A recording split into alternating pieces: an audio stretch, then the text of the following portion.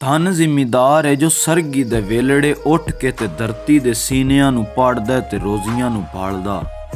ਧਨ ਜ਼ਿਮੀਦਾਰ ਹੈ ਜੋ ਪੌਦਿਆਂ ਪਾਲਿਆਂ 'ਚ ਕੱਟ ਕੇ ਉਨੀਂਦਰੇ ਤੇ ਠੰਡੇ ਸੀਤ ਪਾਣੀਆਂ ਨੂੰ ਗੋਡਿਆਂ 'ਚ ਲੈ ਕੇ ਨਹਿਰ ਦਿਆਂ ਪਾਣੀਆਂ ਦੀ ਵਾਰੀ ਨਹੀਂ ਗੁਸਾਮਦਾ।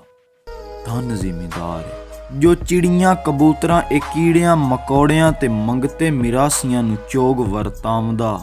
ਧਨ ਜ਼ਿਮੀਦਾਰ ਹੈ ਕਰੇ ਜੋ ਹਿਸਾਬ ਪੂਰਾ ਕਈਆਂ ਸ਼ਈਆਂ ਮਾਰੀਆਂ ਦਾ ਘਾਟਿਆਂ ਦੇ ਸੌਦੇ ਉਹਦੇ ਪੱਲੇ ਨੇ ਜਮਾਂਦਰੂ।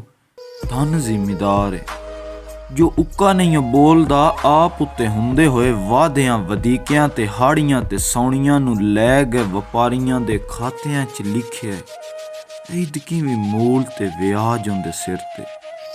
ਧਨ ਜ਼ਿਮੀਦਾਰ